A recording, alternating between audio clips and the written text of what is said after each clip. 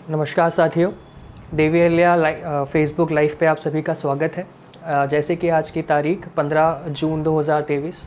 आज का मौका कुछ यूँ खास है देवी अहिल्या या उन हर कैंसर पेशेंट्स के लिए, क्योंकि आज पूरा विश्व किडनी कैंसर दिवस के रूप में हम याद कर रहे हैं या जागरूकता फैलाने की कोशिश कर रहे हैं।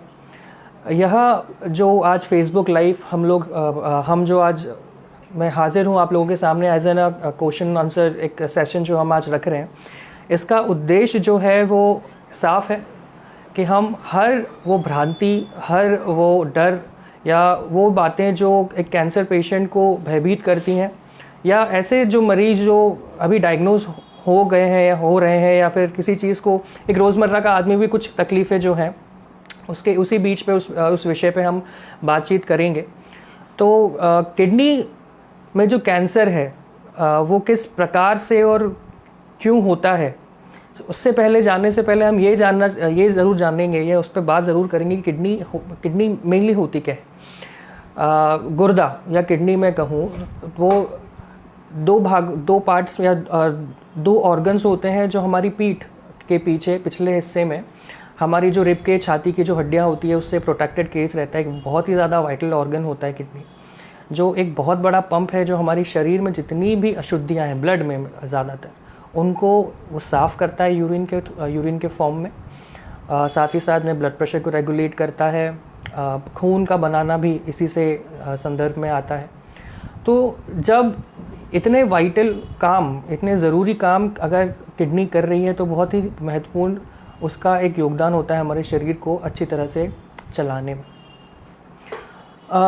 और इसमें अगर कोई बीमारी हो जाती है, जैसे हम एक रीनल केयर सेंटर भी देवी अहिल्या जो इलेक्ट्रोपैथी के संदर्भ में हम चला रहे हैं, उसके अंतर्गत हम क्रॉनिक किडनी डिजीज़ या CKD जिसको कहा जाता है उसका भी इलाज एक बहुत बखूबी तरीके से निभा रहे हैं।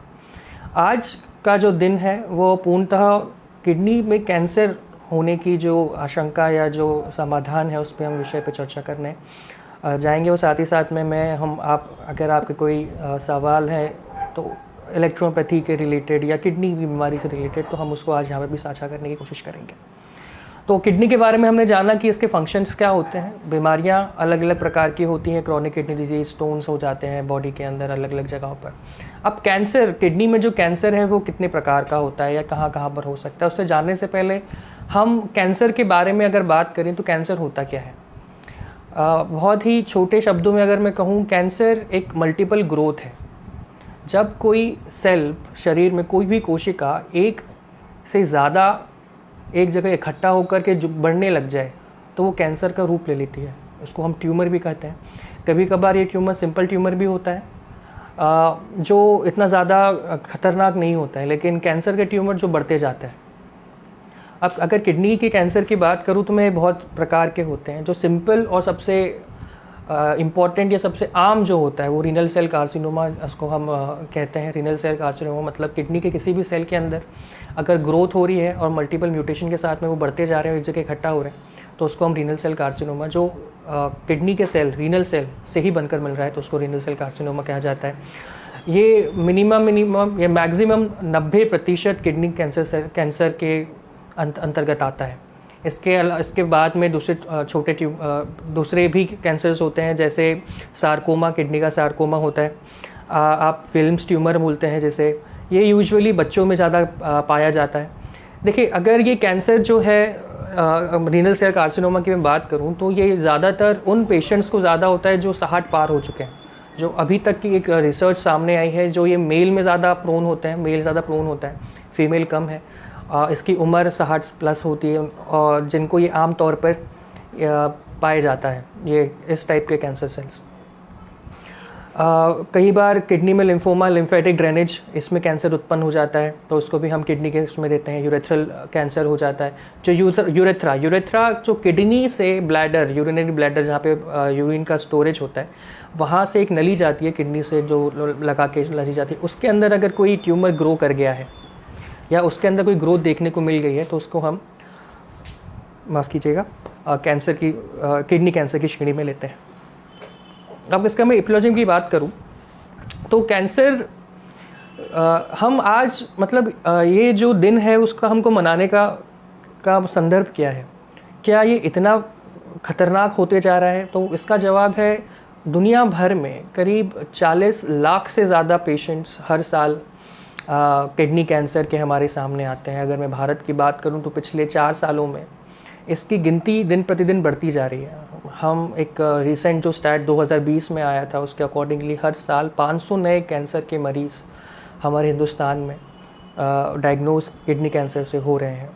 ये एक बहुत बड़ा आंकड़ा नहीं है, लेकिन चिंताजनक आंकड़ा ज़रूर है, क्योंकि किडनी से रिलेटेड ये जो बीमारी है, कैंसर जो है जो किडनी में प्रोन होते जा रहा है, ये 12वां ऐसा कॉमन कैंसर बन गया है। औरतों में 12वां और पुरुषों में बात करूँ तो 9वां ये जो कैंसर है ये इतना ज़्यादा कॉमन होता जा रहा है आजकल हमारे हिंदुस्तान की। अगर मैं बात करूँ तो हर साल 500 एक बड़ा आंकड़ा ये जो सामने आता है और जो हमें दिखता है। और अनुमानित है कि 2025 तक ये आंकड़ा बढ़ के 1000 हो जाएगा। तो जो इसकी ग्रोथ है, जो इसकी बढ़ावी है, ये ज़्यादा इम्पोर्टेंट है। अब जब हमने ये आंकड़े हमें दिखते हैं तो हमारे इस आंकड़ों के पीछे की सच्चाई या इसके आंकड़ों के पीछे की वजह जो हम जाने की, मोस्ट कॉमन क्वेश्चन जो आजकल हमारे सामने है कि ये किडनी कैंसर होता किस वजह से है। देखिए, हर वो कैंसर के अकॉर्डिंग हर वो कैंसर जो इंसानी शरीर में जहाँ पर भी उत्पन्न होता है, उसी की तरह किडनी में भी जो कैंसर हो रहा है उसका भी अभी तक अनुमान नहीं लगा जा सका है कि किस वजह से होता है। लेकिन जो एक बैकग्राउंड है उसका, ये जब एक मोटा कारण है, हम ये कह सकते हैं कि आज रोज़मर्रा की जीवन शैली जो हम चेंज कर रहे हैं, तंबाकू का उपयोग करना, ड्रिंकिंग हैबिट्स, शराब, सिगरेट, हमारी जीवन शैली, खान पान एक बहुत बड़ा मेजर रोल प्ले करता है इसके अंदर। तो हमारी जो ये आदतें हैं, साथ ही साथ में एक बहुत इम्पॉर्टेंट फैक्टर होता है फैमिली हिस्ट्री। फैमिली हिस्ट्री जैसे कि भाई बहनों के बीच में अगर किसी एक को है तो आशंका बढ़ जाती है कि दूसरे को भी हो। आपके मदर फादर या दादा दादी उस पीढ़ी में है तो हो सकता है कि ये क्या किडनी कैंसर सेल्स जो हैं वो एक साइलेंट किलर की तरह काम करते हैं। एक वक्त तक वो आपकी बॉडी में रहते हैं, पर एक चीज़ें ऐसी हो जाती जिससे वो ट्रिगर हो जाते हैं और ये बीमारी को।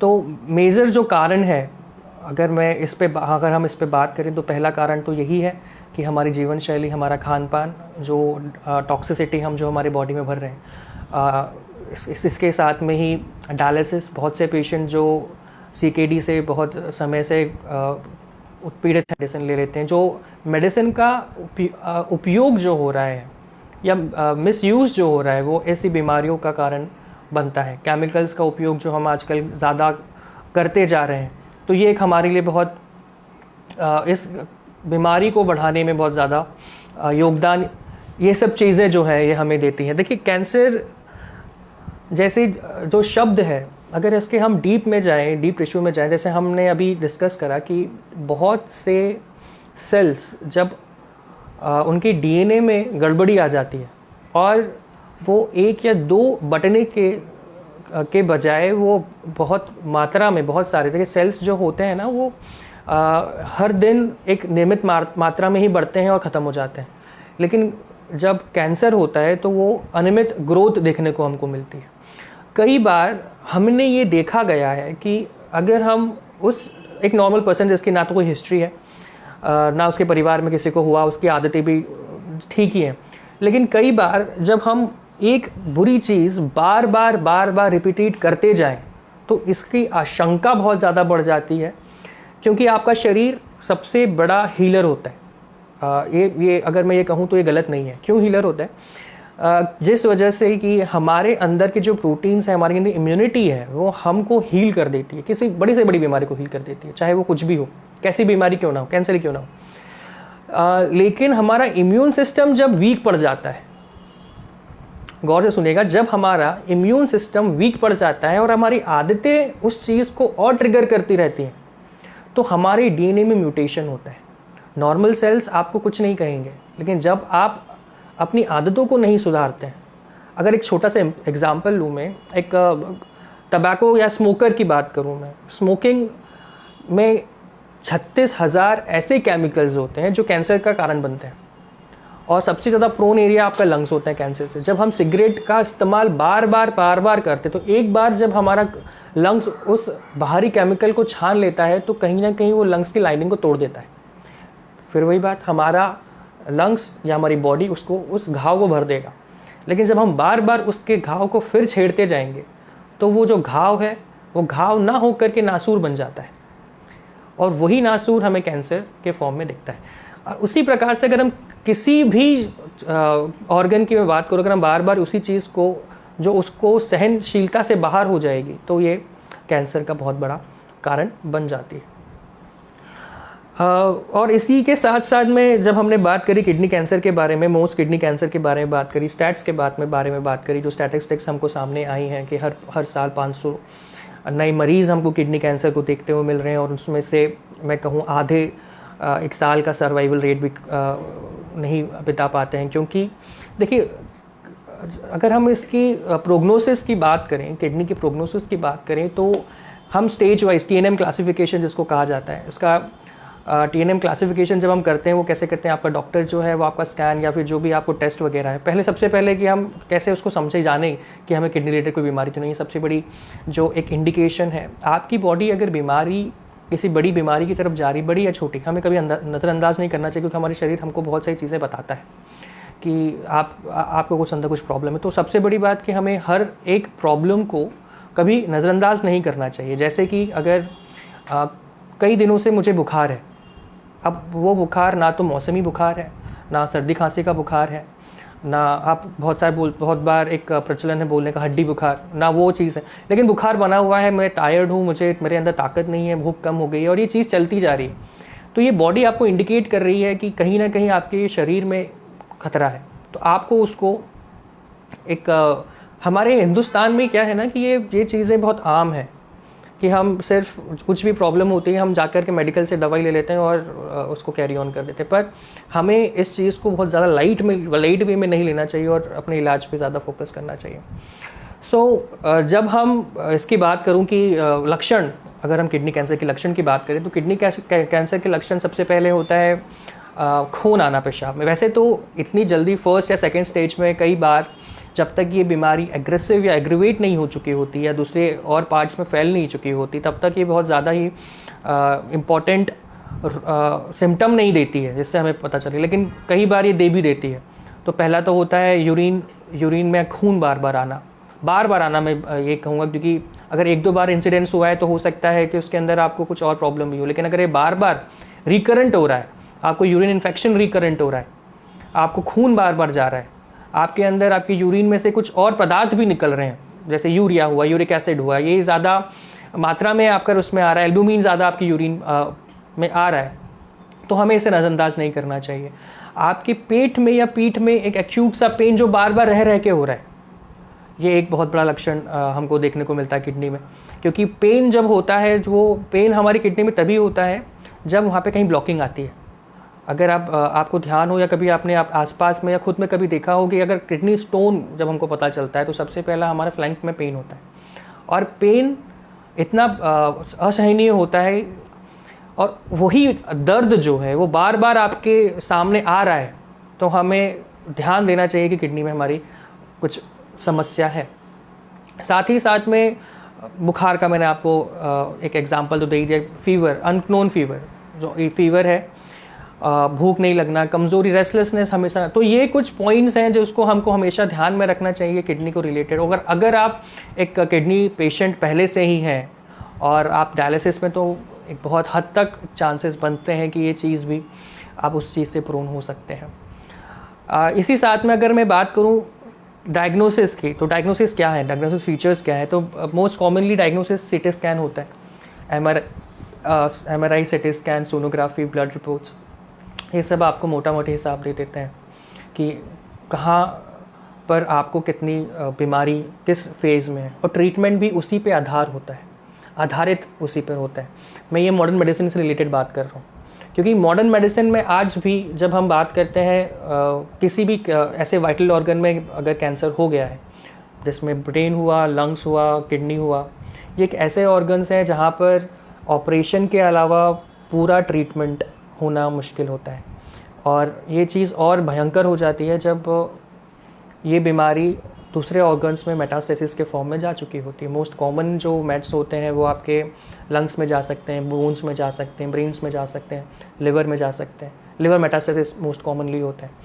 तो उस स्तर पर जब हम जाते हैं तब आपके पास इम्यूनोलॉजिकल सपोर्ट, जिसको इम्यूनोथेरेपी कहा जाता है, कीमोथेरेपी कहा जाता है, ये सब चीज़ें जो हैं आजकल चल रही हैं। और साथ ही साथ में अगर ऑपरेशन की बात करूं तो कंप्लीट नेफ्रेक्टोमी जिसको कहा जाता है, एक किडनी को पूरी तरह से निकाल देना या एक पार्ट को निकाल देना, ये इसके इलाज में आता है, ये इसके इलाज में आते हैं। लेकिन जब हम इलेक्ट्रो होम्योपैथी या एक सेल्फ हीलिंग प्रोसेस के थ्रू जब हम बात करते हैं कि किडनी का जो इलाज है या किडनी का कैंसर है उसका इलाज इलेक्ट्रो होम्योपैथी में, क्योंकि आज हम देवी अहिल्या में बैठे हैं, आज देवी अहिल्या में हम हर प्रकार के कैंसर से डील कर रहे हैं, चाहे वो किसी भी स्टेज में हमारे सामने आ रहा हो, किसी भी प्रॉब्लम के साथ में आ रहा हो, हम उसको बिना कीमो और बिना रेडिएशन या बिना ऑपरेशन के जब हम उसको ट्रीट करते हैं तो हमें एक महत्वपूर्ण जानकारी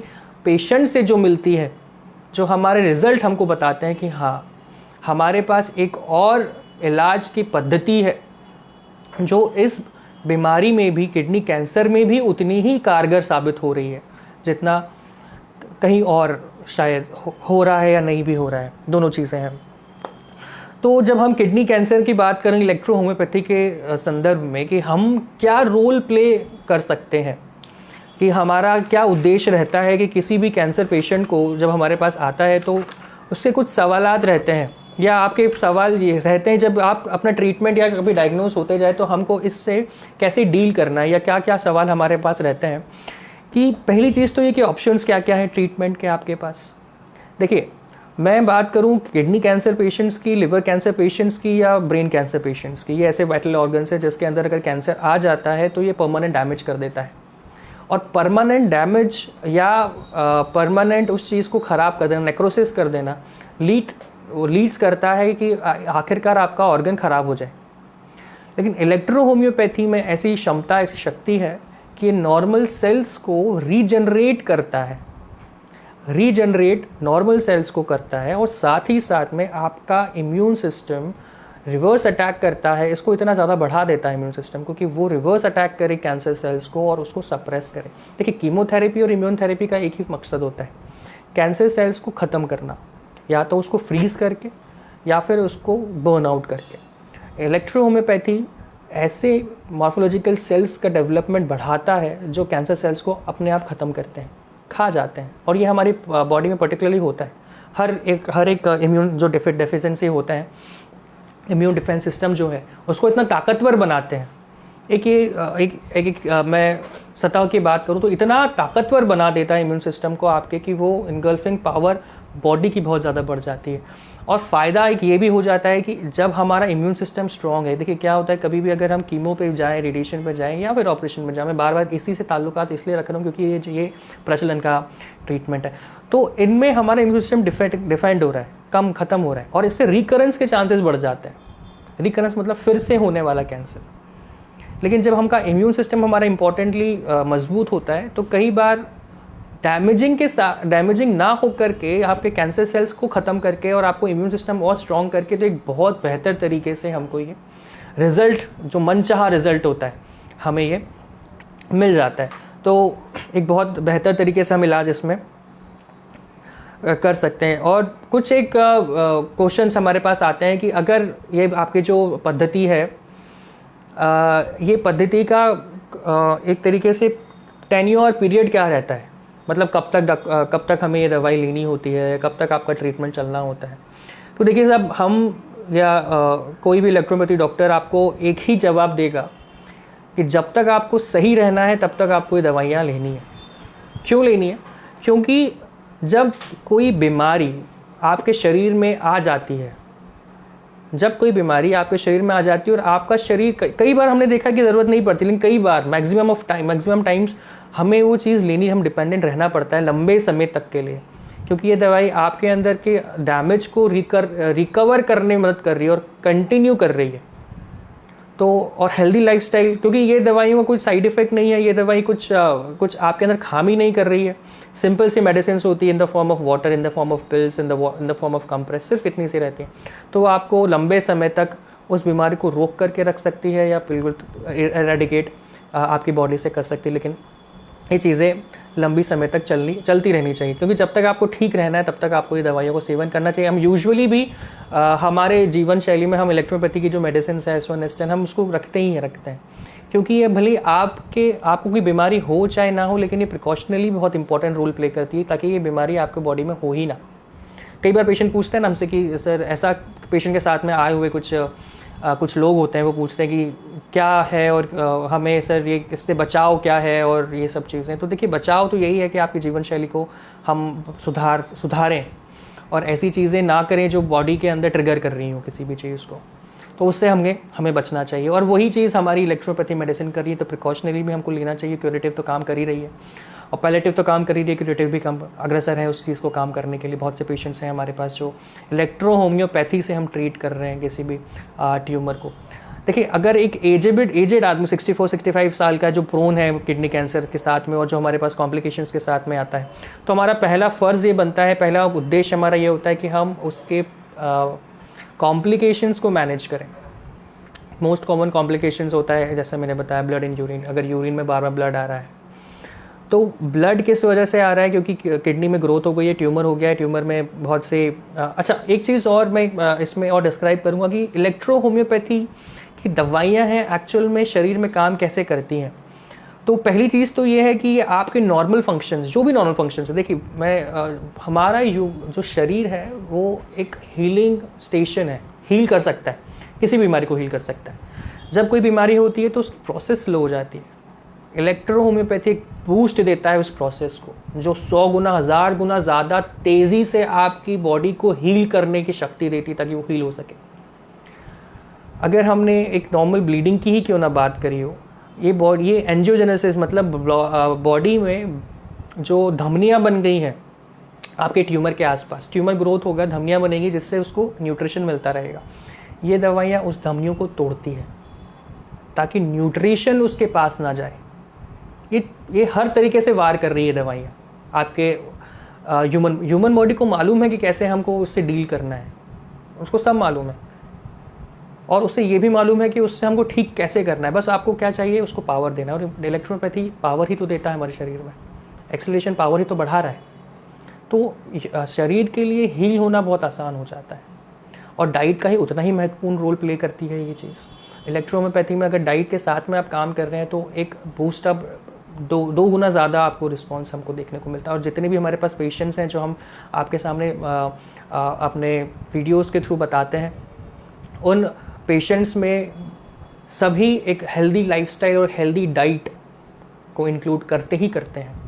तो जब आप एक लिविंग फूड पे आ जाते हैं, ऐसा खाना जो मरा हुआ ना हो, मेरा इसका कहने का मतलब है लिविंग ऑर्गेनिज्म से नहीं, लिविंग फूड जो माँ प्रकृति हमें दे रही है in the form of raw vegetables, raw fruits, और साथ ही साथ में ऐसा खाना जो पकाया ना गया हो, अधपका जिसको बोला जाता है, या उबला हुआ खाना। ये बहुत ही ज़्यादा मेंटेन, क्योंकि आपके एक तो पीएच लेवल को मेंटेन कर रहा है, इजी टू डाइजेस्ट है। आपके शरीर को उतना काम नहीं करना है उसको डाइजेस्ट करने के लिए। वही शक्ति जो है वो आपके बॉडी के अंदर सेल्स को ठीक करेगी। वही शक्ति जो है जो खाना पचाने में लगी हुई है, वही शक्ति। देखिए, आज ये सब चीज़ें आज की नहीं, बहुत पुरानी है, लेकिन अब मॉडर्न साइंस इसको मानने लगा है। हम बोलते हैं 16 आवर ऑफ फास्टिंग करें, इससे हमें बहुत बेहतर था, हमें डिटॉक्सिफिकेशन, ये सब पुरानी बातें, ये सब चीज़ें लिखी हुई हमारी इलेक्ट्रोपैथी बुक्स में सब लिखा हुआ है। डॉक्टर एलन सिन्हा जी ने जो उनकी बुक्स हैं, उन किताबें हैं, उनमें सब उन्होंने लिखा हुआ है कि हमारी दवाइयों के साथ साथ में ये चीज़ें भी आप इंक्लूड करें तो पेशेंट कितनी जल्दी रिजल्ट पा सकते हैं। ये रिजल्ट वो पहले पा चुके हैं और उन्होंने वो चीज़ें अपनी किताबों में लिखी हुई हैं कि कैसे हम एक लिविंग फूड को अपने ट्रीटमेंट के साथ ऐड करने पर हम कितना फ़ायदा ले सकते हैं। तो एक डाइट का बहुत ज़्यादा महत्वपूर्ण उपयोग होता है, क्योंकि इजी टू डाइजेस्ट से ज़्यादा काम नहीं करना है, न्यूट्रिशन भरपूर आपको मिलेगा। डेड फूड जो आपकी बॉडी में कचरा जमा करवाता है, वो कचरा आपके जमा नहीं होगा। जब कचरा जमा नहीं होगा तो और इम्यून स्ट्रॉन्ग होगा और हेल्दी नरिश्ड सेल जो होते हैं वो पैदा होंगे, वो बनेंगे, और वो नरिश्ड सेल आपके ही म्यूटेंट सेल, कैंसर सेल्स को ख़त्म करेंगे।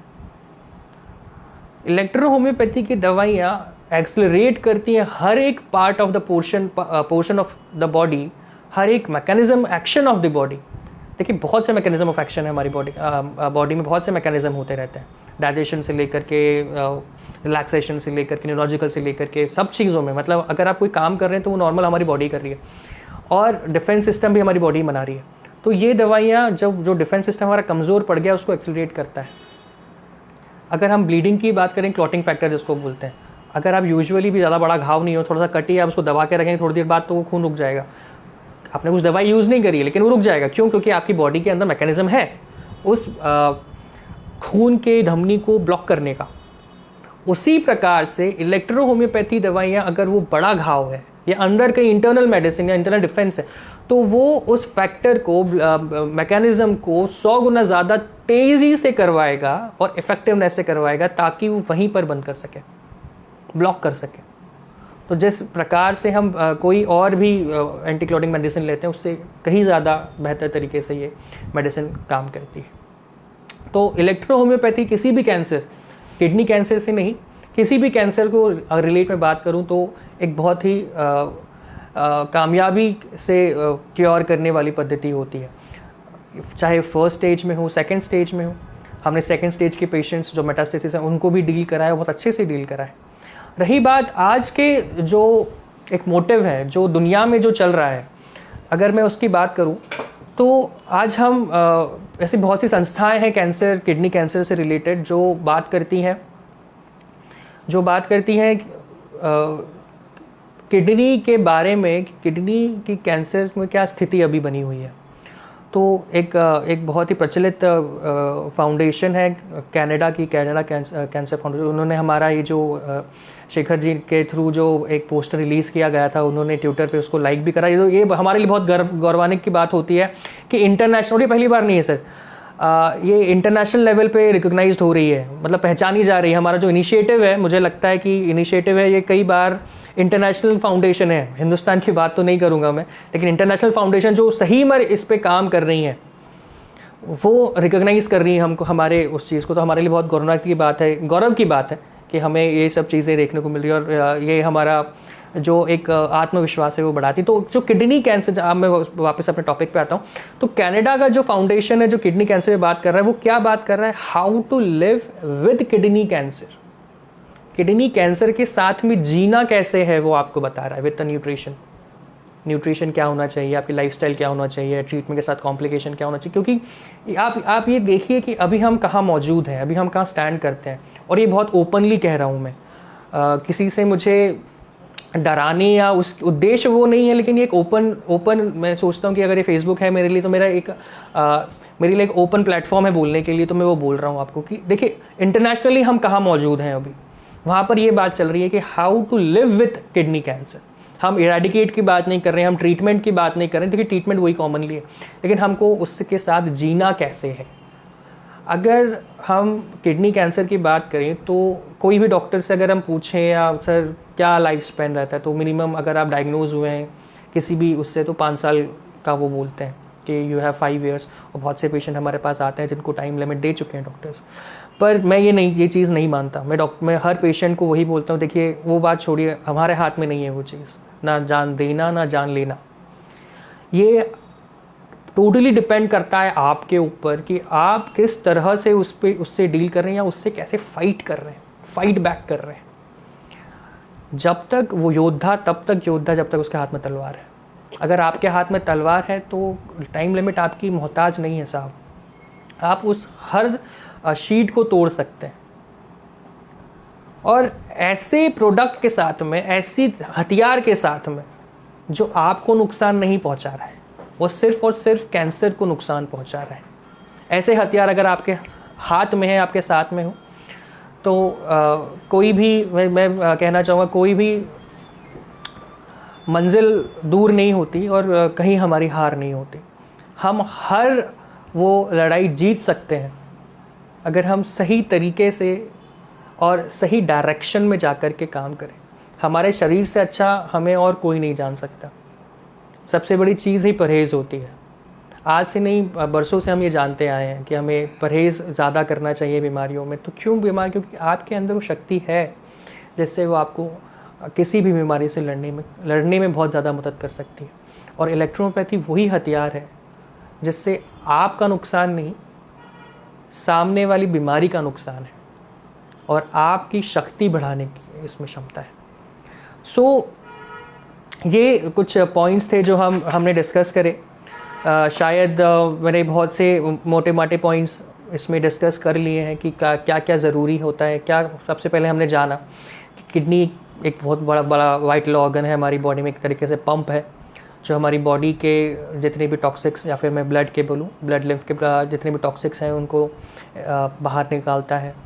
इसके बाद हमने जाना कि किडनी के अंदर कौन कौन सी बीमारियाँ होती, किडनी कैंसर क्या होता है, कैंसर के बारे में जाना, किडनी के कैंसर कितने प्रकार के होते हैं, कौन कौन से होते हैं, क्या एक बेस लाइन होती है, एक एज होती है 64 जो होती है, 64 63 जिस एज में हमें एक जो उस एज के लोग जो बहुत प्रोन होते हैं उस बीमारी के लिए, हमने ये जाना। हमने इसकी ट्रीटमेंट के बारे में जाना कि कैसे इलेक्ट्रोहोम्योपैथी का जो ट्रीटमेंट है वो किडनी कैंसर या किसी भी कैंसर में हमको उपयोगी साबित हो सकता है। क्योंकि पहली चीज़ है कि किडनी जो हमारा इलेक्ट्रोपैथी की जो दवाइयाँ हैं वो लिम्फ और ब्लड को प्यूरीफाई कर रही हैं, अंदर जितनी भी गंदे सब्सटेंस हैं उसको ख़त्म कर रही हैं, पहली चीज़। दूसरी ये कर रही है कि आपके अंदर का इम्यून सिस्टम जो मैकेनिज़्म जो ख़राब हो गया है, जो डिप्रेस होते जा रहा है किसी बीमारी के कारण, उसको ये फिर से उगा रही, फिर से काम करा रही है उससे, मतलब फिर से रीजनरेट कर रही है आपके हर एक नॉर्मल सेल्स को भी जो ख़त्म होते जा रहे हैं दिन प्रतिदिन। तो ये कैंसर में क्या होता है ना, अल्टीमेटली नेक्रोसिस होने लग जाता है। नेक्रोसिस मतलब सड़न होने लग जाती है ट्यूमर के अंदर, और जब वो सड़न होती है तो वो अल्टीमेटली लीड करता है ऑर्गन डैमेज को। लेकिन ये रिवर्सिबिलिटी शो कर देती है। देखिए बीमारी जो है ये या तो रिवर्स होगी या इरिवर्स होगी। तो ये रिवर्सिबल आपकी बॉडी सेल्स जो ख़त्म होते जा रहे हैं उसको वो रिवर्स फॉर्म में लेके आएगी और फिर से ज़िंदा करेगी एक तरीके से। तो इम्यून सिस्टम ज़िंदा हो रहा है, आपके नए सेल्स ग्रो हो रहे हैं और जब नए सेल्स ग्रो हो रहे हैं तो वो इम्यून सिस्टम को स्ट्रॉन्ग कर रहे हैं। इम्यून सिस्टम स्ट्रॉन्ग हो रहा है तो आपके कैंसर सेल्स को खा रहे हैं, इंगल्फ कर रहे हैं। साथ ही साथ में ये जो दवाइयाँ हैं ये आपके ऑर्गन को हेल्दी बना रही है और इनको एनर्जाइज कर रही है ताकि वो अपना काम परफॉर्म ढंग से फिर से कर सकें और नॉर्मल ही कर सकें। बहुत से पेशेंट आते हैं जिनको यूरिन कम हो गया, क्रिएटिनिन बढ़ते जा रहा है, किडनी कैंसर के पेशेंट की बात कर रहा हूँ मैं, ब्लीडिंग हीमोग्लोबिन कम होते जा रहा है। और कुछ ही समय जब हम ट्रीटमेंट प्लान कर दिया है उनके लिए, और जब हम ट्रीटमेंट कर चुके हैं, उनका प्लान कर चुके, तो हमारा मोटिव ही 3 4 5 पॉइंट्स पर रहता है। और पॉइंट्स ये हैं कि पहले कैसे हम जितने भी सिम्टम्स हैं उसको हम रोक सके, ख़त्म कर सकें। सिम्टम्स ख़त्म हो रहे हैं तो वो कैसे ना कैसे रिलेट कर रहा है आपकी बीमारी को कम करने के लिए। देखिए पैलेटिव, बहुत से पेशेंट हमारे पास एक कन्फ्यूजन के साथ में आते हैं कि सर जो आपका पेन रिलीफ सेंटर ही है और क्या आप सिर्फ सिम्टम। देखिए सिम्टम तभी ख़त्म हो रहे हैं, हमारे पास कोई एनाल्जेसिक नहीं है सिर्फ, हमारी दवाइयाँ कोई सिर्फ उस तरह से काम नहीं करती, बीमारी पे काम कर रही है। आपकी बीमारी जब ठीक होगी, आपकी किडनी वापस से जब रीजनरेट करके नॉर्मल काम करना चालू करेगी, तभी तो आपका क्रिएटिनिन कम होगा। क्रिएटिनिन कम कैसे हो रहा है, यूरिन का फ्लो कैसे बढ़ रहा है? जब आपकी किडनी, आपका पंप जो है फिर से उसने मोटर काम चालू कर दी। जो हॉर्स पावर है वो 100 हॉर्स पावर की मोटर है, वो 50 पे 25 पे काम कर रही है, तो वापस से सब 70 पे आ गई है, मतलब वो रीजनरेट कर रहा है। हमारी दवाइयाँ उसको, जो इलेक्ट्रोपैथी की दवाइयाँ उसको रीजनरेट कर रही हैं, कॉम्प्लिकेशंस को ख़त्म कर रही हैं। कॉम्प्लिकेशंस ख़त्म हो रही है मतलब बीमारी पे काम हो रहा है, और बीमारी पे काम हो रहा है तो कहीं ना कहीं आप ठीक होने की राह पे निकल चुके हैं अभी तक। तो इसके बाद हमने बात करी कि क्या क्या इलेक्ट्रोपैथी, कौन कौन सी ट्रीटमेंट प्लान होते हैं और क्या एक इसका उद्देश्य होता है, या इस बीमारी से हमें क्या बचाव है और क्या इसके साधन है। तो जो हमारा बचाव है वो बचाव यही है कि हमारी जो लाइफ है, जीवन शैली है, उसको हम और बेहतर करें, बिना ऐसी ट्रिगरिंग पॉइंट, ऐसे ट्रिगर जो केमिकल एजेंट्स हैं उसको हम कंज्यूम ना करें। हमारी बॉडी उसको जो जिसको डाइजेस्ट प्रॉपरली कर नहीं पा रही है, हम उसको अगर बार बार छेड़ते रहेंगे हमारे शरीर को, तो एक दिन हमारा शरीर हमसे ही अलग हो जाएगा और वो आपके डिफेंस मैकेनिज़्म को ख़त्म करेगा। अल्टीमेटली हम अपना ही हानि दे रहे हैं। कई बार हमने देखा है बच्चों को वो कोल्ड ड्रिंक्स पी रहे हैं, कोल्ड ड्रिंक्स पे कोल्ड ड्रिंक्स ले रहे हैं, बहुत आम हो गया आजकल। आजकल के जीवन शैली में आज के हर कोई कोल्ड ड्रिंक, कोक्स और ये सब चीज़ें ले रही। तो ये कितना ये कितनी बुरी चीज़ हमारी किडनी के लिए हो रही है, आप ये जानिए। इसमें क्या केमिकल्स यूज़ हो रहे हैं जो हमारी किडनी ख़राब कर रही है। शुगर की वैल्यू, आप अगर आपका, ये तो हम जानते ही हैं कि अगर शुगर पेशेंट है तो किडनी कहीं ना कहीं किडनी के पेशेंट आप हो ही जाएंगे अगर आपकी शुगर कंट्रोल नहीं है, क्योंकि शुगर ही एक ऐसी है, आपकी अंदर की शुगर ही ऐसी है जो उसको अगर आपने मेंटेन नहीं करा तो एडवर्स इफेक्ट वो शो करेगी किडनी पे। तो आपका जो शुगर है उसको आपको कंट्रोल में लेना चाहिए, या बहुत कम मात्रा में शुगर का जो सफ़ेद शक्कर होती है उसका इस्तेमाल हमें करना चाहिए। और ऐसे प्रोडक्ट्स या ऐसे नशीले पदार्थ जिसमें केमिकल्स की बात, देखिए केमिकल्स के लिए हमारे शरीर नहीं बना हुआ है, मुद्दे की बात। केमिकल्स के लिए या केमिकल को डाइजेस्ट करने के लिए हमारा शरीर नहीं बना हुआ है। हमारा शरीर बना हुआ है नेचुरल चीज़ों को लेने के लिए और नेचुरल चीज़ों ठीक होने के लिए। आज भी हम बात करते हैं मैन मेड फूड आप मत खाइए, वो खाना या वो प्रोडक्ट्स आप मत लीजिए जो इंसान बना रहा है। आप बोलेंगे उसमें क्या क्या आता है, हर चीज़ तो वो बना रहा है। दाल बना रहा है, पकाइए आपने दाल। अगर दाल को आप अंकुरित करके खाएंगे तो उसका फ़ायदा बहुत ज़्यादा अलग होता है। चावल हम बना रहे हैं, हम रोस्ट कर रहे हैं, हम डीप फ्राई कर रहे हैं, हम मतलब आज ये रिसर्च हुई है कि पकौड़ा, समोसा और ये सब चीज़ें आपके लिवर के लिए कितनी डेंजरस है आपको नहीं मालूम है। छोला भटूरा और बहुत से ऐसे खाने हैं जो हमारे मुंह में पानी लाते हैं, लेकिन वही पानी जो हमारे माउथ में आ रहा है वो पानी नहीं है, वो हमारे लिवर के आंसू हैं। मैं ये आपको इसमें कहूँगा कि ये वो पानी नहीं, वो जो लार है वो हमारे लिवर के आंसू हैं, क्योंकि उसको इतनी तकलीफ़ होती है उस चीज़ को पचाने के लिए। हम उसको तो बहुत अच्छी तरीके से हम ले लेंगे, खा लेंगे, पी लेंगे, लेकिन बाद में जो हानि हमारे शरीर को हो रही है, 1-2 बार, 5 बार, 10 बार, 50 बार, 100 बार आपका लिवर बहुत अच्छा हुआ तो 500 बार उस चीज़ को वो ठीक कर देगा, आपके लिए ठीक करेगा क्योंकि आपके शरीर का। लेकिन वो भी कभी ना कभी हार मानेगा साहब, और जब वो हार मानने लग जाए तब आपको वो इंडिकेट करेगा कि it's an high time bro, आपको वो चीज़ छोड़नी है। और अगर आपने उस समय वो चीज़ें नहीं छोड़ी है, उस समय उस चीज़ को कंट्रोल में नहीं लाए, तो अल्टीमेटली एक भयंकर बीमारी आपको आपका शरीर दे देगा, जो डील किसी से करना बहुत मुश्किल चीज़ें हो सकती है। तो हम ट्रीटमेंट की बात हमने करी, इलेक्ट्रोपैथी क्या ट्रीटमेंट करता है, हमने जीवन शैली की बात करी कि हमारा जीवन शैली कैसा होना चाहिए, हमने खान पान की बात करी कि हमारा खाना कैसा होना चाहिए, रोज़ एक्सरसाइज करें हमारी बॉडी को। अल्टीमेटली आपको अपना इम्यून सिस्टम स्ट्रॉन्ग करके रखना है एट एनी कॉस्ट।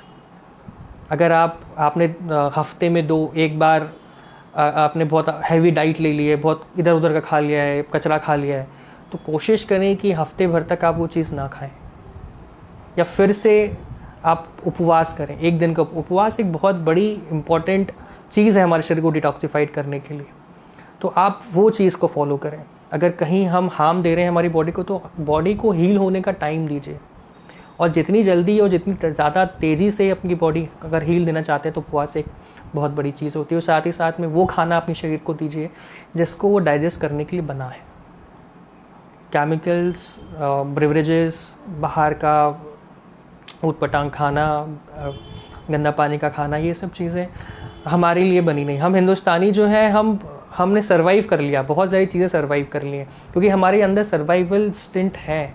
हमने कोरोना को इंस्टेंट सर्वाइव करे, बहुत से लोग जो कोरोना से हमने सर्वाइव कर लिए, क्योंकि हमारे अंदर इंस्टेंट है सर्वाइवल के। बहुत से ऐसे पेशेंट्स हैं तो 90-80 साल के, उनको भी कोरोना ने नहीं छुआ क्योंकि उनका इम्यून सिस्टम इतना अच्छा बना हुआ था। हमारा हार्ट, अभी जो स्टैट्स बताते हैं कि हार्ट की प्रॉब्लम यंगर जनरेशन में ज़्यादा देखने को मिल रही है। हर एक दूसरे, मतलब आजकल तो 20 साल का कोई नौजवान है तो उसको भी हार्ट अटैक आ जा रहा है। तो ये जो है हमारे सिर्फ और सिर्फ खान पान की वजह से, हमारी जो जीवन शैली जो हमारी चेंज हो गई है, जो हम न्यूट्रिशन हमारी बॉडी को ना देते हुए हम ऐसी चीज़ें ले रहे हैं।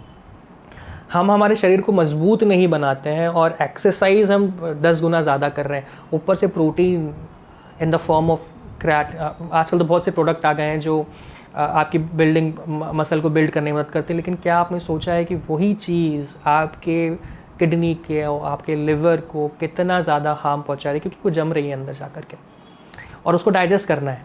लेकिन हमारे शरीर को इतनी आसानी से नहीं पता चलता है। उसको आप दीजिए, पनीर दीजिए 100 ग्राम पनीर, उसमें 100 ग्राम प्रोटीन होगा, 100 ग्राम पनीर दीजिए उसको, 10 ग्राम प्रोटीन आपको बहुत बेहतर तरीके से निकाल के देगा और उतनी ही ताकत भी आपको देगा।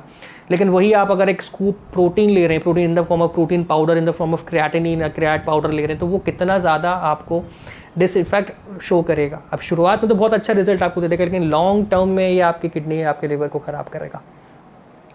तो ये जो चीज़ें हैं, ये किडनी, लिवर, आपके इंटेस्टाइन, आपके GIT ट्रैक, इन सब में सबको ठीक करने के लिए होती हैं। क्योंकि आपने जब देखा होगा इंसिडेंस जब होता है कि बहुत सा ऐसा पेशेंट है जिसको कॉन्स्टिपेशन बहुत बना हुआ है, या बहुत से ऐसे पेशेंट हैं जो आके बताते हैं कि सर पेट साफ़ नहीं होता था और अल्टीमेटली रेक्टम कैंसर के पेशेंट बन गए। वो पाइल्स हुआ, बहुत समय से पाइल्स चलते रहा, पाइल्स की तकलीफ ने आपको रेक्टम कैंसर बना दिया। हार्ट बर्न होता था, जलन होती थी, कुछ भी खाओ छाती में जलन, एसोफेगस में कैंसर डेवलप हो गया। तो अगर हम उस चीज़ को पर्टिकुलर टाइम के अंदर ट्रीट नहीं करते हैं, पर्टिकुलर वे के अंदर हम उसको ट्रीट नहीं कर रहे हैं और जाग नहीं रहे हैं, तो कहीं ना कहीं आपके इंटेस्टाइन वो हमको कैंसर के फॉर्म में बना देता है। तो कुछ क्वेश्चंस वगैरह अगर है तो हम क्या उससे डील कर सकते हैं शिखर?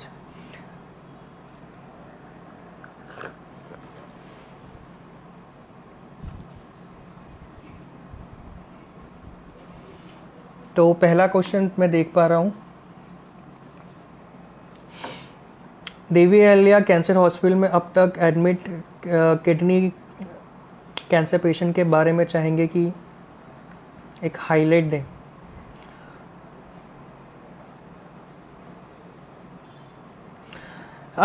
देखिए, जैसे मैं आपको पहले ही बता चुका हूँ, किडनी के कैंसर के जो पेशेंट्स हैं, या फिर बहुत हम देवी अहिल्या कैंसर हॉस्पिटल में आज तक हम करीब अगर डाटा की बात करूँ तो 7,500, 6,000 पेशेंट्स हम अभी तक वर्क ऑन कर चुके हैं। उसमें से ज़्यादा नहीं तो 3 to 5% पेशेंट हमारे पास ऐसे हैं जो किडनी से रिलेटेड थे, और जो हमारे पास अभी तक आए हैं वो 3rd या 4th स्टेज के पेशेंट्स आए थे जिनको कीमियोन या कैंसर पेशेंट्स ले चुके हैं। लेकिन कुछ एक या दो पेशेंट हमारे पास ऐसे भी हैं जो हमको बहुत बेहतर तरीके का रिज़ल्ट लेके गए हैं और सफिशेंटली हमको वर्क कर रहे हैं। क्या इलेक्ट्रोपैथी में ही किडनी कैंसर का इलाज कराना चाहिए? क्या इलाज के लिए ये कॉन्फिडेंट डिसीजन है? जी, मनोज जी का ये सवाल है। बिल्कुल सर, देखिए, जैसे ही मैंने आपको एक एग्जाम्पल दिया था कि हमारा जो शरीर है उसको आपने आपको ठीक करना आता है, वो कैसे भी आपको रीजनरेट करा सकता है। तो एक इलेक्ट्रो होम्योपैथी जो एक बहुत अच्छा ऑप्शन बन के हमारे सामने आता है, क्योंकि अब हम देखें इंटरनेशनल लेवल पे हम कहाँ हैं, इंटरनेशनल लेवल पे हम क्या बात कर रहे हैं, तो वहाँ पे भी वो चीज़ कॉन्फिडेंट नहीं है। लेकिन हम जो आज इलेक्ट्रोपैथी के थ्रू जो ट्रीटमेंट की बात कर रहे हैं, हम क्योर की तरफ आगे बढ़ सकते हैं इस चीज़ को लेकर, क्योंकि आपका इम्यून सिस्टम आपको ठीक कर सकता है। गौरव शर्मा जी बोलते हैं really helpful information, thank you sir. एक हमारे योगेश करके हैं जो ये पूछते क्या इलेक्ट्रोपैथी में किडनी कैंसर, रीनल कैंसर की दवा ठीक हो सकते हैं? बिल्कुल योगेश जी, हम इलेक्ट्रो होम्योपैथी के ज़रिए किसी भी कैंसर का इलाज मुमकिन है और बहुत बेहतर तरीके से किसी भी स्टेज में हम इस चीज़ का इलाज करवा सकते हैं, चाहे वो पैलेटिव हो या क्यूरेटिव हो। तो ये कुछ क्वेश्चंस थे जो अभी तक हमारे सामने मौजूद थे। किडनी दिवस, जो किडनी कैंसर दिवस है, वो उसका उद्देश्य जो हमारे लिए था, ऐसे पूरा विश्व, पूरा देश इस चीज़ को बहुत ही पंक्चुअल तरीके से बनाते आ रहा है, और उनका उद्देश्य, उनके जो क्राइटेरिया है, उनका जो एक रीज़न है इस चीज़ को मनाने का, वो यह है कि हम कैसे कैंसर को जागरूक कर सकें, किडनी कैंसर के प्रति लोगों को जागरूक कर सकें, कि अगर कभी हमको ये चीज़ सामने हमारे आसपास या हमारे घर वाले या हम खुद कभी इस चीज़ का सामना करें तो हम डरे नहीं, हम बेखौफ होकर के इस चीज़ से लड़ सकते हैं और इसका इलाज हर चीज़ों में मुमकिन है और बेहतर तरीके से हम इलाज कर सकते हैं। कुछ क्वेश्चन इस साइड से भी लेना चाहूँगा खास तौर पे। सबसे इम्पॉर्टेंट हो जाता है कि जब कॉमन मैन के पर्सपेक्टिव से बातें की जाए तो कैंसर में कुछ ऐसी चीज़ें हैं जो हमारे मार्केट में चीज़ें चल रही है, हम इसका यूज़ करते हैं, चाहे वो धूम्रपान हो या कुछ भी हो, जो नशीली पदार्थ है जी। हम देखते हैं कि कुछ ऐसी हैबिट्स है जिस हैबिट्स के ज़रिए जब हम आगे बढ़ते हैं तो माउथ कैंसर के शिकार हो जाते हैं, लंग कैंसर के शिकार हो जाते हैं। अब सवाल है किडनी कैंसर को लेकर जो बाज़ारवाद का कॉन्सेप्ट है, क्या मानते हैं कौन लोग हैं जो टारगेट किए जा सकते हैं, कौन लोग हैं जिनको इस वक्त बहुत सावधान रहने की ज़रूरत है, बाज़ारवाद के कॉन्सेप्ट से बच के रहने की ज़रूरत है, क्योंकि हो सकता है उनकी लाइफ स्टाइल ऐसी हो गई है जिसके ज़रिए वो आगे आने वाले समय में किडनी कैंसर मरीज हो सकते हैं। देखिए, बाज़ारवाद की बहुत अच्छी बात आपने मेरे सामने या क्वेश्चन के रूप में रखी है। अगर मैं आज की सबसे बड़ी कंपनी की बात करूं तो आपने सुना होगा आईटीसी के बारे में, इंडियन टबैको कंपनी।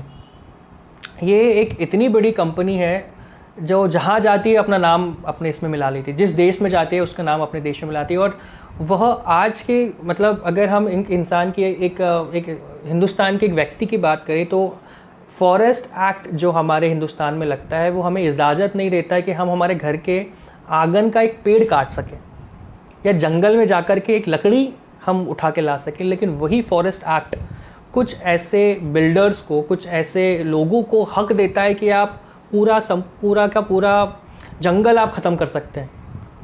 आईटीसी की सबसे बड़ी निर्यात कंपनी है इन पेपर्स की। क्यों? क्योंकि वो तंबाकू बनाती है, वो सिगरेट बना रही है और सिगरेट बना करके वो सिगरेट के चाहिए होता है पेपर, और उसका सबसे बड़ा निर्यात आईटीसी है, इंडियन टबैको कंपनी। तो बाज़ारवाद ही है जो हमें इन बुराइयों के प्रति ढकेल रहा है और सरकार उसी चीज़ के अंदर साथ ही है। ऐसे कुछ कंपनीज़ हैं जो प्रोडक्ट्स पे प्रोडक्ट्स बनाए जा रही हैं।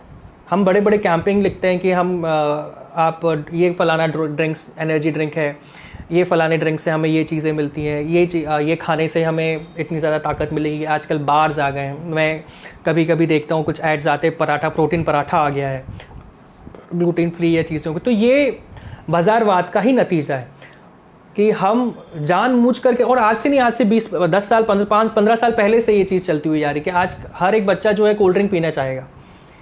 वो देखता है, उसको थम्स अप, उसको कोल्ड ड्रिंक याद है, लेकिन उसको ये नहीं याद, उसको ये स्वाद याद नहीं है कि गन्ने का जूस कैसा होता है, वाटरमेलन का जूस कैसा होता है, जो उसको असली ताकत देता है। ये बाज़ारवाद का नतीजा है। लेकिन आजकल मिलेट्स की बात ज़्यादा, ये भी एक सरकार के प्रति मेरी एक बड़ी मतलब मैं बड़े कभी खुशी होती है उनके लिए भी कि ये उस पर आप ध्यान देना चालू कर रहे हैं। मिलेट्स सबसे बड़े जो एक तरीके का अनाज है जो हमारे लिए एक बहुत ही ज़्यादा हमें फ़ायदा पहुंचाने वाले अनाज है, तो उसको अभी वो लोग एक प्रोत्साहन पे दे रहे हैं। तो कहीं ना कहीं कुछ खामियां हैं जो पिछले 10-15 साल से हम करते हुए आ रहे हैं, लेकिन अब सरकार जो है कहीं ना कहीं उस चीज़ पे कन्वर्ट शायद हो रही है। सवाल है कि किडनी कैंसर मरीजों को किन बातों पर विशेष रूप से ध्यान देने की ज़रूरत है जिसे वो किसी भी कीमत पे लाइफ स्टाइल में सम्मिलित ना करें? देखिए सर, सबसे बड़ी चीज़ जो है, जो किडनी कैंसर या किसी भी कैंसर का पेशेंट है, अगर वो अपनी डाइट में सिर्फ और सिर्फ living food, not man made food, not raw food, no cooked food, कोई भी ऐसा खाना जो माँ प्रकृति डायरेक्टली हमें नहीं दे रही है, उसको अगर वो त्याग देते हैं in the form of milk, in the form of any sort of अनाज, किसी प्रकार का अनाज, किसी प्रकार का पल्सेस, अगर हम उस चीज़ को कम्प्लीटली त्याग दें, और माइंड माई वर्ड्स, इससे आपको कोई कमज़ोरी नहीं होगी। इंसान पूछता है कि सर रोटी छोड़ देंगे तो कमज़ोरी आ जाएगी? नहीं, किसने कहा? आप अप्रोप्रिएट न्यूट्रिशन लीजिए, हर एक प्रोटीन्स, हर एक उन चीज़ों से जो अच्छा प्रोटीन, जो कैंसर से, मैं कैंसर की बात कर रहा हूँ, मैं नॉर्मल सेल्स की बात नहीं कर रहा हूँ, नॉर्मल इंसान की बात नहीं कर रहा हूँ, मैं कैंसर सेल्स की बात कर रहा हूँ। कैंसर सेल्स डेड फूड से ही प्रोटीन खींचता है साहब। अगर वही प्रोटीन आप रिप्लेस कर रहे हैं प्लांट बेस्ड फूड से, तो वो किसी भी कैंसर को न्यूट्रिशन प्रदान देगा ही नहीं देगा। जब न्यूट्रिशन ही कैंसर पे नहीं जाएगा तो ऑटोमेटिकली वो ख़त्म होते चले जाएगा, या उसको ग्रोथ करने की पावर नहीं मिलेगी, वो अपनी कॉलोनाइजेशन नहीं कर पाएगा आपकी बॉडी के अंदर। तो सबसे बड़ी चीज़ है फूड। और कौन सा food? Living food. Living food किसमें? जो ताज़ा फल सब्जियां आपको जो मिल रही हैं, माँ प्रकृति आपको दे रही है, वो एक तोहफा है। वो कैंसर पेशेंट के लिए मैं बोलता हूँ जीवन विज्ञान, जीवन दान है, जिससे आप ले सकते हैं और आप सब चीज़ों को ठीक कर सकते हैं। एक सवाल आया है कि क्या किडनी के ऑपरेशन के बाद भी EH में क्योर हो सकता है? बहुत अच्छा सवाल है सर ये। देखिए, अगर आप मैं पहले भी बता चुका हूँ कि ये प्रिकॉशनरी काम तो कर ही रहा है। अगर हम किडनी नेफ्रोक्टोमी हमने कर ली, कोई पेशेंट ने, उसको सबसे पहले एक सिम्टम पता चला कि यार मुझे एक सिम्टम है और मुझे किडनी में एक ग्रोथ हुई थी जिससे मुझे कैंसर का ग्रोथ है और उससे निजात पाना है, तो उसने उस कंप्लीट नेफ्रोक्टोमी करवा ली, किडनी निकाली। अब कहीं पूरी शरीर के अंदर कहीं कैंसर सेल नहीं है, डॉक्टर ने कह दिया। अब इसका फॉलोअप क्या होता है? फॉलोअप ये होता है कि हर 6 महीने में आपको दिखाना होता है आकर के डॉक्टर को। डॉक्टर आपको कुछ टेस्ट करता है और फिर देखता है कि है या नहीं है। अगर है तो फिर आपको वही कीमो इम्यूनोथेरेपी पे चलना पड़ता है। अगर नहीं है तो फिर आपको 6 महीने बाद फिर आके दिखाना होता है। उसी फॉर्म में अगर आप प्रिकॉशन लेते हुए इलेक्ट्रोपैथी मेडिसिन लेते हैं, देखिए कहीं ना कहीं एक बहुत माइन्यूट सा सेल हमारी बॉडी में रह जाता है जो रिकरेंस हमको बनाता है। तो अगर आप उसी वक्त इस सब चीज़ों के अंतर्गत आ जाते हैं, प्रिकॉशनली इसको यूज़ कर रहे हैं, तो बहुत कम चांसेस होते हैं कि फिर से ये रिकरेंस हमारी बॉडी में या किसी भी और पार्ट में आए in the form of cancer. तो इलेक्ट्रोपैथी में इतनी ताकत है कि वो प्रिकॉशनली उस चीज़ को ख़त्म कर सकता है। अभी हमने देखा कि कई कैंसर के ऐसी ऑर्गेनाइजेशन है जो बहुत अच्छे से कार्य कर रही है, लेकिन सवाल है कि सब लोगों का सिस्टम अलग अलग है। लेकिन ऐसे में नई पीढ़ी को बचाना हमारे लिए बहुत बड़ी चुनौती हो जाती है। हालांकि यह थोड़ी देर पहले आप जिक्र कर रहे थे कि जो एज ग्रुप ज़्यादा है, तकरीबन 40 साल, 50 साल, 60 साल, वहाँ पे ये केसेस की संख्या ज़्यादा देखी, बिल्कुल मोस्ट कॉमनली वही होती है। लेकिन जब बच्चों की बात होती है तो क्या लग रहा है, क्या संकेत है बच्चों के संदर्भ में? शिखर जी, देखिए किडनी कैंसर अगर बच्चों में हो जाता है तो बहुत हार्ड टू ट्रीट होता है। ये हमारे साइंटिस्ट, हमारे डॉक्टर्स, बड़े डॉक्टर्स हैं, ये जो कहते हुए अभी तक आए हैं। लेकिन हमारा जो उद्देश्य है, जो हमारा ट्रीटमेंट का तरीका है, मोस्ट कॉमन कैंसर जो होता है बच्चों में, मोस्ट कॉमन तो क्या बोलूँगा, बहुत रेयरेस्ट कॉमन जो होता है बच्चों में, विल्स ट्यूमर होता है जो बच्चों में पाया जाता है कि वो किडनी रिलेटेड होता है। तो इलेक्ट्रो होम्योपैथी बच्चों पे उसी तरह से काम करती है वो किसी भी एडल्ट पे काम कर रही हो, क्योंकि बच्चों में इम्यून पावर बहुत ज़्यादा बढ़िया होती है। ये आप जानते ही हैं कि ये बहुत जल्दी अडॉप्ट कर लेते हैं बच्चे, या एक एडोलेसेंस की बात करूँ, टीनेजर की बात को बहुत जल्दी अडॉप्ट कर लेते हैं और बहुत जल्दी उस चीज़ का रिजल्ट आपके सामने दिखता है। तो बच्चों को सिर्फ आप ये करने की ज़रूरत है, मेनली जो अगर पेरेंटाइज में जाकर के आपको ये पेरेंट्स से आपको ये मिली है बीमारी या सिबलिंग से आपको ये मिली है बीमारी, तो आपके DNA पे गड़बड़ थी, तो ये दवाइयाँ आपकी DNA के अंदर जाकर के आपको ठीक कर सकती। इतनी क्षमता होती है इलेक्ट्रोहोम्योपैथी मेडिसिन में कि वो DNA में जाकर के काम करे, माइटोकॉन्ड्रिया में जाके काम करे, आपके ATPs बढ़ाएं। तो वहाँ पर ये इलेक्ट्रोहोम्योपैथी बच्चों में भी उतनी ही कारगर साबित हो सकती है। डॉक्टर आशीष, एक सवाल बहुत इंपॉर्टेंट हो जाता है तब जब सवाल उठता है स्मोकिंग का, तब जब सवाल उठता है हाइपरटेंशन का, तब जब सवाल उठता है डायबिटीज़ का। 3 ये ऐसे कॉज हैं जो इस वक्त लीडिंग है। मैं सोशल मीडिया का जिक्र करना चाहूँगा। ये 3 पॉइंट्स पे जो है इस वक्त सवाल उठ रहे हैं कि ये जो है मेजर रिस्क के रूप में इसे कंसीडर किया जा रहा है। आप एक यूथ डॉक्टर हैं, एक यूथ एडवाइज़र के तौर पे क्या मैसेज देना चाहेंगे ये यूथ से, ताकि उनको ये एहसास हो जाए कि जिस स्मोकिंग के बाज़ार में वो कदम रख दिए हैं, जिस हाइपरटेंशन की जो दुनिया में जो माहौल बना है, इसके पीछे क्या वजह मानते हैं? मैं चाहूँगा कि यूथ को भी विशेष तौर पे आज संदेश मिले। और डायबिटीज़ से बचने की जो आपके एक्सपीरियंस कहते हैं, क्या वो एडवाइस है? 3 पॉइंट्स है जिसको लेकर विशेष तौर पे बात करनी है, और बात इस संदर्भ में कि ये बीमारी या ये लत तक हम पहुँचे ही ना। देखिए, इस लत की जो शुरुआत थी वो आज से 10-15 साल, जहाँ तक मुझे लगता है, क्योंकि जहाँ मैं देखते हुए आ रहा हूँ वहाँ पर हो गई है। आज से एक 10 साल पुरानी मैं बात करूं तो बच्चों के प्रति जो ड्रग्स का अब्यूज़ है वो इतना नहीं हो पा रहा था। लेकिन आजकल मार्केट इतना ज़्यादा खुल गया है कि कोई भी अगर 5 साल 10 साल 12 साल 15 साल का भी बच्चा है तो वो आसानी सिगरेट पहुंच है उसकी, या कोई भी ड्रग का, कोई भी ड्रग है जो आसानी से ले सकता है। तो ये जो मार्केट खुला है और अप्रोच सबसे ज़्यादा आसानी से जो मिलने वाले ड्रग्स हैं जो उसको मिलते जा रहे हैं, ये सबसे बड़ा कारण है। और दूसरा है हमारी सोशल मीडिया, क्योंकि ये एक बहुत ज़्यादा एक ट्रेंड चलता जा रहा है मेरे ख्याल से कि अगर हम स्मोक कर रहे हैं, अगर हम ऐसे ड्रग्स ले रहे हैं, हम वीड ले रहे हैं, हम चरस ले रहे हैं, तो हम बहुत कूल हैं और हम एक हाई ऑन लाइफ हैं, तो हमारे लिए हम बहुत कूल श्रेणी में आ जाते हैं। तो ये सबसे बड़ा डाउनफॉल है हमारे उन लोगों के लिए, उन यूथ के लिए जो इसके चंगुल में फंसते जा रहे हैं। और आज के ज़माने में सिर्फ शहर वाले ही नहीं, सिटी गोइंग स्टूडेंट्स या सिटी लिविंग यूथ ही नहीं, गांव के वो बच्चे भी जो एक हेल्दी लाइफस्टाइल अभी तक जीते हुए आ रहे थे, वो भी इनके चंगुल में फंसते जा रहे हैं। क्योंकि ग्लोबलाइजेशन जो हो रहा है, अब देखिए ग्लोबलाइजेशन बहुत ही ज़्यादा एक तरीके से बहुत अच्छी चीज़ होती है, लेकिन कहीं ना कहीं उसके एडवर्स इफेक्ट भी हमको देखने को मिल रहे हैं। और ये एडवर्स इफेक्ट हमारे लिए इस तरह से सामने आते हैं कि हमारा जो यूथ है वो इनके चंगुल में पड़ता जा रहा है। और कहीं ना कहीं मार्केट जो खुल गया है, आज अगर एक पनवाड़ी के पास जाता एक बच्चा, तो वो उसको शायद वो पहले नहीं देता, आज से 2 साल 5 साल 6 साल के पहले, लेकिन आज इतना आसान हो गया कि घर बैठे आपको सिगरेट का एक पैकेट आपके हाथ में दिखे जाएगा अगर आप मांगेंगे तो। सो ये एक जो ग्लोबलाइजेशन है हमारे लिए बहुत काफ़ी है। और दूसरी बात, डायबिटीज़ की मैं बात करूँ तो सर डायबिटीज़ एक लाइफस्टाइल बीमारी है, और बहुत से ऐसे पेशेंट्स हैं जिन्होंने बिना किसी दवाई के ही अपने डायबिटीज़ को कंट्रोल में करके रखा हुआ है या उससे छुटकारा पा चुके हैं। कैसे पा चुके हैं? आपके लाइफस्टाइल, आपने एक्सरसाइज करना चालू कर दी। जितनी ज़्यादा आप अपने बॉडी को हिलाएंगे, चलाएंगे, दौड़ाएंगे, वाइब्रेट करवाएंगे, उतनी ज़्यादा आपके अंदर एब्जॉर्प्शन बढ़ जाएगा। आपकी बॉडी जब इंसुलिन को एब्जॉर्ब नहीं कर सकती और वो फेंक देती है, तो आपको बीमारी होती है, राइट। ये डायबिटीज़ का रूल है, अनकंट्रोल्ड इंसुलिन।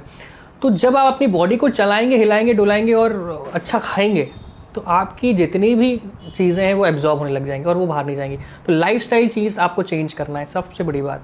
आपकी बॉडी को चलाएं, व्यायाम करिए, एक्सरसाइज करिए, हार्डकोर एक्सरसाइज नहीं, नॉर्मल एक्सरसाइज करिए, और डाइट को फॉलो करिए। बिना किसी मेडिसिन के आपको, बिना किसी पर्टिकुलरली फ्रूट के आपको, बिना किसी पर्टिकुलरली किसी भी और आउटर मदद से आप अपने आप को खुद ठीक कर सकते हैं। हाइपरटेंशन, जी बिल्कुल। देखिए, जैसा अभी मैंने इस पे डिस्कस किया था कि आज का हमारा जो यूथ है, या जो हमारा एक टीनेजर ग्रुप है, 20 साल के एक नौजवान को भी हार्ट अटैक आ रहा है, और ये बहुत साइलेंटली आता है, किसी को कभी डायग्नोस्ड हुआ नहीं है, लेकिन फिर भी आपका हार्ट इतना कमज़ोर हो गया है। आजकल के जिम गोइंग जो बच्चे रहते हैं, हार्ट हमारा कमज़ोर हो गया। मैं एक साफ शब्दों में कहूँ, क्यों कमज़ोर हो गया है? क्योंकि हम हार्ट को मजबूत करने के लिए कुछ कर नहीं रहे हैं, हम उसको ट्रेन नहीं करते हैं। और जब ट्रेन करने की बारी आती तो हम इतना ज़्यादा ट्रेन कर देते हैं कि वो हार्ट संभाल नहीं पाता है। नॉर्मल से इलेक्ट्रोलाइट डिसबैलेंस होते हैं, पोटेशियम कम हो गया, क्लोराइड ज़्यादा बढ़ गया, इतने में आपको हार्ट अटैक आ जाता है। बॉडी आपके कंडक्शन सिस्टम में इफ़ेक्ट पड़ जाता है। तो हाइपरटेंशन की अगर मैं बात करूं तो ऐसे पेशेंट जो कई सालों से, आजकल 30 साल के लोग को भी हाइपरटेंशन हो रहा है, वो भी 30 साल 25 से 30 साल एक फिगर आ गया है, जो पहले कहीं 60 साल में, आज से 5 साल 10 साल पहले 60 साल 65 साल के ऊपर होता था, वो जो गिर गया है उसका मात्रा जो 35 पे आ गया है, क्योंकि हमारा लाइफस्टाइल वैसे ही हो गया है। हम वही कोलेस्ट्रॉल की मात्रा जो हमारी बॉडी में है, हम वही बढ़ाते जा रहे हैं। हमारा प्लाक हमारी बॉडी में बढ़ता जा रहा है, हमारा जो ऑयल कंजप्शन है वो बढ़ता जा रहा है, कोलेस्ट्रॉल, बैड कोलेस्ट्रॉल ऐसे ही तो बढ़ रहा है। एलडीएच प्रोफाइल क्यों बढ़ रही है? क्योंकि हम चिकनाई भरा खाना वही खा रहे हैं, वही हमारा जो शुरुआत होती है सुबह की, वही चाय पकौड़ा से होती है, वही समोसा, वही कचौरी, और वही डीप फ्राई फ्रूट, सबसे बड़ी बर्गर और फ्रेंच फ्राइज़। आजकल के बच्चे यही सब चीज़ें जो खा के बढ़ रहे हैं, और जो पहले के बच्चे जो ये खा चुके हैं और अब जाकर के वो हाइपरटेंशन का शिकार हो रहे हैं। तो इससे हमको ये सीख लेनी चाहिए कि जो बच्चे थे या जो लोग थे जिन्होंने उस समय उस चीज़ को नहीं इतना महत्व दिया, और आज उस बीमारी का हमारे सामने हम डील कर रहे हैं, तो क्या हमें ठीक करना चाहिए या क्या हमारे लिए सही है, हमारे लिए गलत है, वो चीज़ हमारे लिए बहुत मायने रखता है, ताकि हाइपरटेंशन हम कैसे डील कर सकते हैं, ठीक कर सकते हैं। ऑलराइट, अगला सवाल जो कॉमन मैन के पर्सपेक्टिव से सबसे इम्पॉर्टेंट हो जाता है, आज के सोसाइटी में देखें तो कैंसर योद्धा बहुत कम दिखते हैं। और आशीष साहब, क्या आप भी ये चीज़ को महसूस करते हैं कि जब सोसाइटी में कैंसर योद्धा आगे निकल कर आएंगे, जिन लोगों ने कैंसर को हरा दिया है वो जब आगे निकल कर आएंगे, सोसाइटी को नए तौर पे संदेश देंगे, तो मुझे लगता है कि मरीजों के बीच एक नया कॉन्फिडेंस बिल्डअप होगा। बिल्कुल। और इस परंपरा को बहुत कम देखा जाता है। क्या संदेश होगा उन योद्धाओं से जिन्होंने कैंसर को हराया है और अब वक्त है कि वो बाहर निकल कर आए, मरीजों के लिए प्रेरणा बने? क्या संदेश देना चाहेंगे? सर देखिए, आज जो सदी चल रही है, ग्लोबलाइजेशन पीक पर है और सब, लेकिन हमारी ये एक डाउनफॉल है कि अभी तक हमारी जो मेंटालिटी है वो यही है। आज भी हिंदुस्तान के शहरों में, गांव में ऐसे लोग मौजूद हैं जो आसपास भी पता नहीं लगने देते कि हमको कैंसर है। आज भी कैंसर को लोग इतनी बड़ी बीमारी मान के चलते हैं जो हम बात नहीं करना चाहते। किसी को पता चलता है, किसी को लगता है या उसको पता चला अरे बाप रे कैंसर है, अब तो बस काउंटडाउन शुरू, अब बस उल्टी गिनती चालू कर दीजिए। हम कैंसर पेशेंट को उस नज़र से देखने लग जाते हैं या लग गए हैं कि अगर हम उसकी बीमारी में उसके घर पे विज़िट भी कर रहे हैं तो हम उसको उस नज़र से देखते हैं कि बस भैया आपके तो आखिरी चंद कुछ महीने बचे हुए। हम उसको उस तरीके से ट्रीट करने लग जाते। तो योद्धा जो होता है उसके अंदर एक शक्ति होती है, आत्मविश्वास की शक्ति होती है, और वही आत्मविश्वास की शक्ति कौन तोड़ देता है? हमारे आसपास वाले ही, और कोई नहीं। आपके घर वाले आपका साथ देंगे, आपके सबसे करीबी जो लोग होंगे वो आपका साथ देंगे। Rest of the other world, जितना भी अलग आसपास के लोग हैं, वो सिर्फ उसको उस नज़र से देखेंगे और वही उसको इतना डरा देंगे कि अगर उसने उस चीज़ को पार भी कर लिया है या उससे वो ठीक भी होने जगह है, तब भी वो खुल के नहीं बताएगा कि हाँ मुझे कैंसर है। क्यों? क्योंकि एक भावना है कि मुझे फिर से किसी की नज़र लग जाएगी। और बहुत से पेशेंट हमने देखे हैं, अगर हमने बताते भी, अगर हमारे पास से कोई पेशेंट है वो बिल्कुल अच्छा कर रहा है तो हम बोलते हैं सर एक वीडियो बना लेते हैं आपका, दूसरों को पता चलेगा नहीं साहब मुझे नज़र लग गई तो फिर से ये बीमारी हो जाएगी। तो ऐसे पेशेंट्स हमको, या फिर ऐसी मान्यताएं, हम भ्रांतियाँ हमको देखने को मिलती हैं। तो इसके अपोज में हमें ये करना चाहिए कि हर वो कैंसर योद्धा, हर वो कैंसर पेशेंट, आप उसके अंदर बूस्ट करिए। एक उसको ज़रूरत नहीं है आपके सहानुभूति की, उसको ज़रूरत नहीं है कि आप उसके तरस खाएं और वो करें, लेकिन उसको ज़रूरत है आत्मविश्वास भरने की, इतनी आत्मविश्वास भरने के लिए। कैंसर अगर है भी तो उसको कॉमन वर्ड में लाइए। हम जैसे सर्दी जुकाम कोरोना की बात करते हैं वैसे बात करते हैं ना, क्या क्या बड़ी बात है उसके अंदर? अगर हम उस बोल चाल में उसको लेके आ जाएंगे कैंसर को, कैंसर वर्ड को, जैसे हम एड्स को नहीं ले पे आ पाए थे, हम एड्स पर ढंग से बात नहीं करते थे, कैंसर भी उसी प्रकार से है। अगर हम उस पर बात करेंगे तो मुझे लगता है कि ये आम भाषा का शब्द हो जाएगा और बहुत बेहतर तरीके से बूस्ट कर पाएंगे आत्मविश्वास को कैंसर पेशेंट के, कैंसर योद्धाओं को, और वो उनमें एक नई उमंग जगाएगा लड़ने के लिए। सो आप कैंसर योद्धा से ये संदेश साफ तौर पे देना चाह रहे हैं कि वो लोगों के बीच निकल कर आए, बिल्कुल, किस तरीके से उन्होंने जर्नी को, सफ़र को कवर किया है वो शेयर करें और वो एक मोटिवेशन बने। ज़रूर, बिल्कुल बिल्कुल। अर्ली डिटेक्शन को लेकर एक सवाल सबसे इम्पॉर्टेंट हो जाता है कि क्या इस वक्त का जो माहौल है, मरीजों में क्या इतनी जागरूकता है कि अर्ली डिटेक्शन के तहत वो देखे जा रहे हैं? क्या सही समय पर क्या वो मरीज दरवाजे तक पहुंच पा रहा है जहां पे कैंसर को लेकर सुरक्षित इलाज मौजूद है? देखिए, जब हम अर्ली डायग्नोसिस की बात करते हैं पेशेंट की, तो मैं आपको पहले बता चुका हूँ कि आपकी बॉडी आपको इंडिकेट करती है कि कहीं ना कहीं कुछ ना कुछ गड़बड़ चल रही है और हम उसको अनदेखा कर देते हैं। और जब हमारी प्रॉब्लम कुछ ज़्यादा ही बढ़ जाती है, जो असहनीय हो जाती है, तो वही हमको रिवर्स में लेकर आती है और तभी हमारा जो ट्रीटमेंट है उतना ज़्यादा मुश्किल हो जाता है। क्योंकि जब तक कैंसर जो होता है ना, वो आपके शरीर में अपने पैर पसार चुका होता है, उस समय तक आपकी शरीर इतना, आपका इम्यून सिस्टम इतना कमज़ोर हो चुका होता है कि वो फिर से उसको ट्रीट या डील नहीं कर सकता। इसी चीज़ को हमको अपोज इसी चीज़ को हमको बचाव है, इसका एक ही रास्ता है कि बचाव है कि हमको हर एक इंडिकेशन पे हम ध्यान दें। हम हर वो इंडिकेशन पे ध्यान दें जिससे हमारा शरीर हमको बता रहा है कि आपको कहीं ना कहीं, किडनी ही नहीं, किसी भी बॉडी में कोई ना कोई तकलीफ ज़रूर है।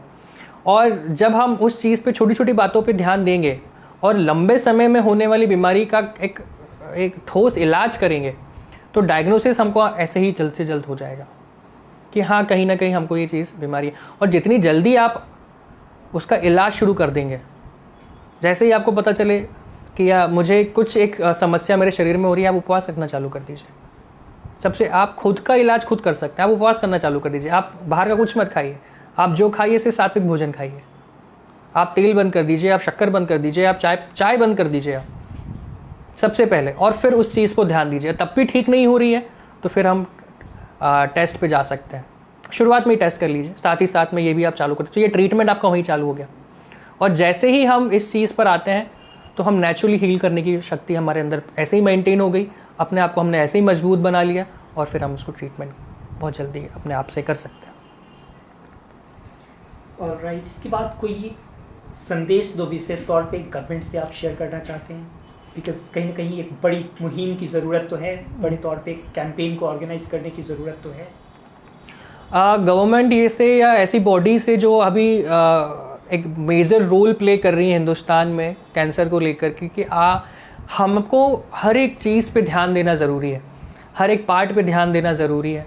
जैसे बाहरी संस्थान है, बड़ी संस्थान है, वो कैंसर पे काम कर रही हैं, तो उन संस्थानों को भी आपको गवर्नमेंट के तौर पर एक ज़्यादा बूस्ट मिलना चाहिए, एक सहयोग मिलना चाहिए। उस सहयोग से हम ऐसे बहुत से कैंसर पेशेंट्स तक पहुंच सकते हैं और उनको जागरूक कर सकते हैं, उनका इलाज प्रॉपर तरीके से और मेन चीज़ों पे इलाज कर सकते हैं।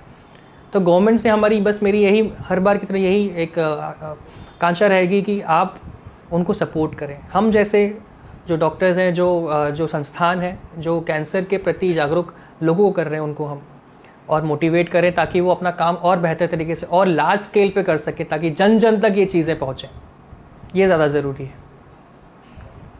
तो आज हम ये जो अपना फेसबुक लाइव है, शायद मुझे लगता है 1 घंटे ज़्यादा हो गया है, लेकिन अगर आपको कुछ और भी इसमें क्वेश्चंस, ये वीडियो आपके पास देर से पहुंचा है, आपको कुछ और क्वेश्चन है, प्लीज़ कमेंट में लिखिए, मैं जल्द ही इसका जवाब देना चाहूँगा। और ये एक मुद्दे के साथ में एक आत्मविश्वास के साथ कह सकता हूँ कि आपको डरना नहीं है।